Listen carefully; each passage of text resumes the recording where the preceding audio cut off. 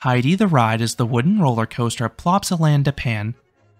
If you've been on White Lightning at Fun Spot Orlando, this rides a nearly identical layout, but Heidi rides quite a bit differently. Is it better though? Find out in this review. White Lightning opened at Fun Spot Orlando in 2013. This was a dynamic L-shaped out-and-back coaster from Great Coasters International, or GCI. While it was not overly tall or long, the ride offered nearly a dozen airtime moments. The slender layout was also easily clonable if another park wanted one. Plopsaland Japan hired GCI to build a nearly identical coaster for them a few years later. The layout was also resized slightly, but the element sequencing remains intact. The initial plan was for the coaster to be finished in 2016 and for the theming to be added in 2017. The coaster was assembled by summer 2016, but the park's environmental permit expired. When the park tried to get a new operating permit, the coaster received noise complaints from the nearby village. The park tried to add temporary sound barriers, but this was not sufficient. So the park made the decision to delay the coaster until 2017. This allowed them to enhance the soundproofing, and also to allow the ride to open with its theming. Unlike White Lightning, which was a hybrid coaster with a steel support structure, Heidi the Ride has an all-wood support structure. The coaster was positioned to run alongside the southern edge of the park. This adds a lot of energy within the park. On the other side, you have the parking lot. While this normally would give great views, the train is pretty obstructed by the sound barriers. The fencing looks a bit weird because of the different picket heights and spacing, but I imagine the park was more interested in blocking the noise over pure aesthetics. The ride is part of Heidiland. Heidi is one of the most popular Studio 100 characters. She is an outgoing orphan living near the Swiss Alps, so the area was fittingly themed to a small Swiss village. You have all of these brick and wooden houses with Swiss flags strung over the midway. Heidi the Ride is in the back of the area. The queue is entirely indoors. It spans 2 levels. You pass some sledding equipment. Then there are also videos playing the Heidi cartoons. You may have to wait a bit for this one though. For one, it has low capacity for a wood coaster. Each train holds just 12 riders, as there are just 6 rows of 2. The park will run 2 trains on busy days, but I have seen this coaster operating with just 1 on quieter days. 2. This is the most popular of the park's major coasters. Plopsaland's primary markets are kids and families. Whereas Ride to Happiness and Anubis may be too much for these demographics, Heidi is not too intimidating, but it does more than enough to appeal to older guests and thrill seekers as well. 3. Wood coasters are quite uncommon in Belgium, leading to increased popularity. The only other wood coaster in the country is Loop Garou at Walibi, Belgium, and Heidi is a far smoother ride experience, that is for sure. As a result, expect this ride's queue to hit a half-hour mark most days, but if you visit in the busier summer months, the line can often hit the 45 to 60 minute mark. Dispatches are usually fine, crews don't dilly-dally, especially when they're on one train, but the ride just can't churn through as many people as your typical wood coaster. Again, that's because of the shorter trains. There are 2 ways to avoid a sizable wait. First, head here early. Since it is located towards the back of the park, it is usually a near walk-on for that first hour. Second, purchase an express pass. This is the park's paid skip-the-line pass that grants near immediate boarding. One other important touring note. Remember how this coaster had noise issues before it opened? Well, those can still be a problem. Normally, Plopsaland is open till 6 PM or 7 PM. On those days, Heidi typically runs all day long. But on days when Plopsaland is open later than that, there's a good chance Heidi will have to close early. My first 2 visits to the park took place on days when they are open until 10:30 PM. Both times, Heidi closed early. This information was posted by the park entrance, but the exact closing time was not. To be safe, you want to make sure you've ridden this coaster before 6 or 7. When you reach the station, you are free to select any row you'd like. On White Lightning, I have a strong preference for the very back row. The first drop is particularly wild back there.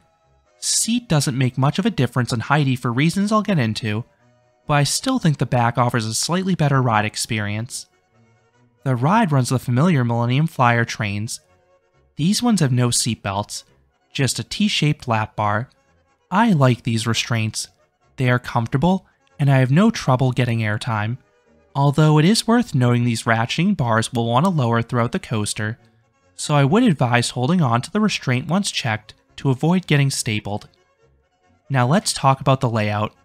Once dispatched, you ascend a 72-foot or 22-meter tall lift hill.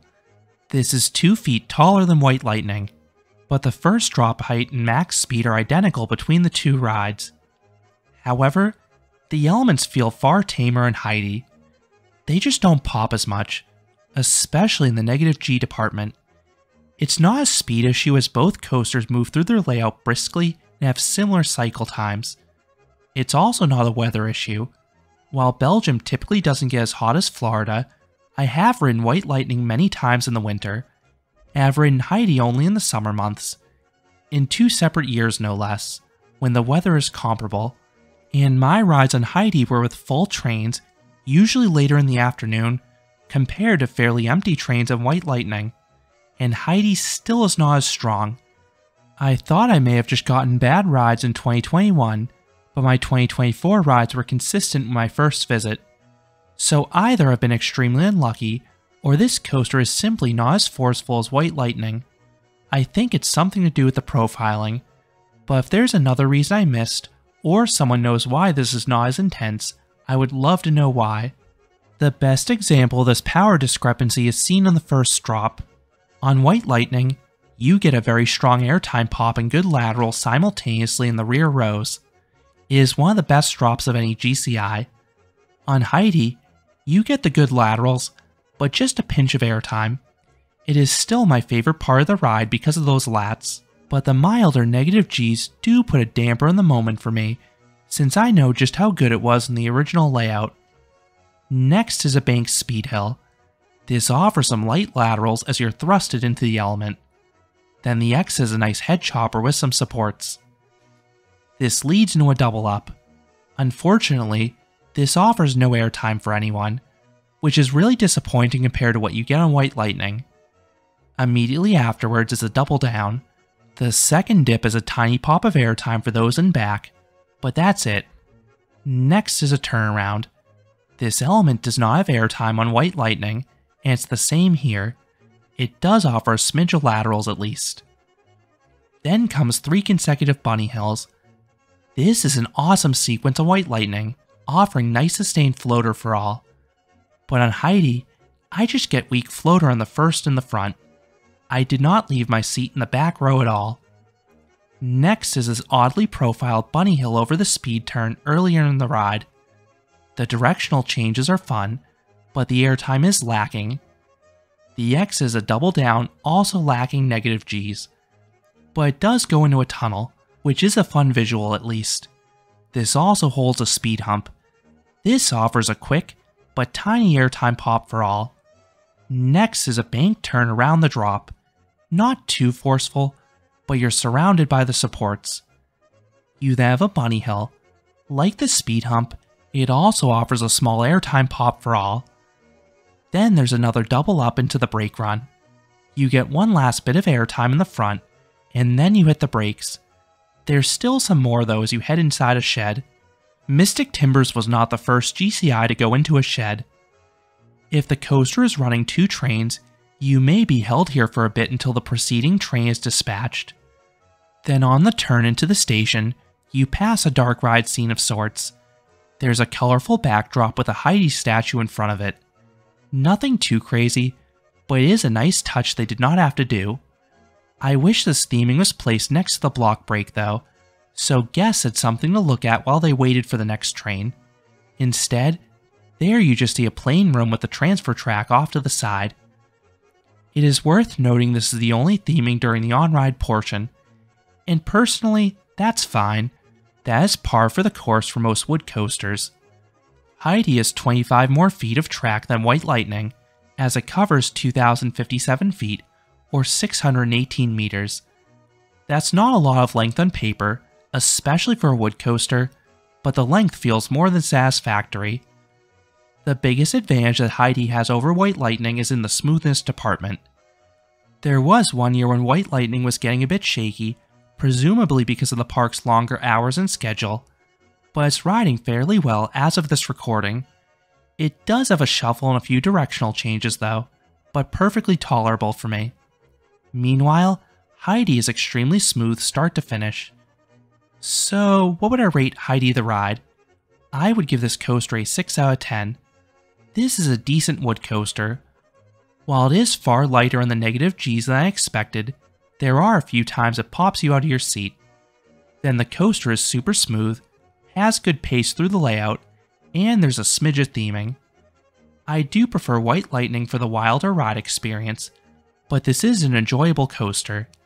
And for many, I think this will be their favorite wood coaster in the country of Belgium. I actually prefer Loup Garou because the airtime is way more pronounced, but it is a considerably rougher coaster, so it's not for everyone. Heidi was so successful for Plopsaland that Plopsa Parks built a mirror clone of the ride at Mahaland Konady in Poland in 2019. It is named Wilkołak, which in English translates to werewolf. I have not ridden this coaster, but I suspect it rides more similarly to Heidi than White Lightning. But if you've ridden that one, I would love to hear how it rides. So those are my thoughts on Heidi the ride at Plopsaland Japan. What are your thoughts on this coaster? Did I maybe just get bad rides? Or do you agree it's not as intense as White Lightning? Let me know down in the comments. If you enjoyed this review, I would appreciate it if you gave this video a like, and you consider subscribing, because there'll be a lot more roller coaster amusement park videos here at Canopy Coaster. Thanks for watching.